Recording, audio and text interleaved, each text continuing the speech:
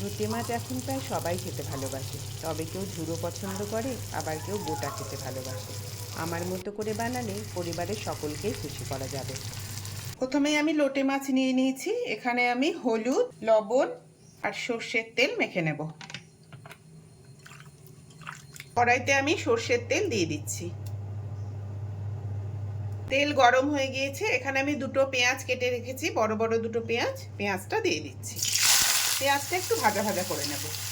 পেঁয়াজটা ভাজার সময় আমি একটু লবণ দিয়ে দিচ্ছি, তাহলে পেঁয়াজটা একটু তাড়াতাড়ি ভাজা হয়ে যাবে। থেতো করা রসুন, আদা, কাঁচা লঙ্কা থেতো করা, টমেটো দিয়ে আমি একটু নেড়ে নিই। সমস্তটা ভাজা ভাজা হয়ে গেছে। এবার আমি গুঁড়ো মশলাগুলো দিয়ে দেব। এখানে আছে লঙ্কা গুঁড়ো, হলুদ, গরম মশলা আর জিরে গুঁড়ো। এবার দিয়ে দিচ্ছি বেশ খানিকটা ধনেপাতা।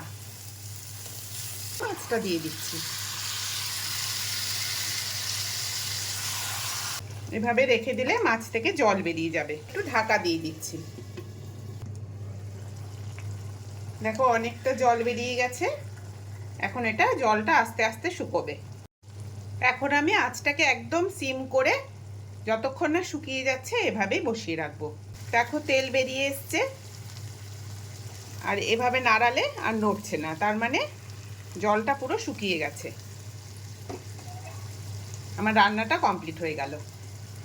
এবার যদি আমরা এটাকে ঝুড়ো বানাতে চাই, এবার আরও কিছুক্ষণ নেড়ে নেড়ে আমাকে রান্না করতে হবে, তাহলে এটা ঝুড়ো হয়ে যাবে।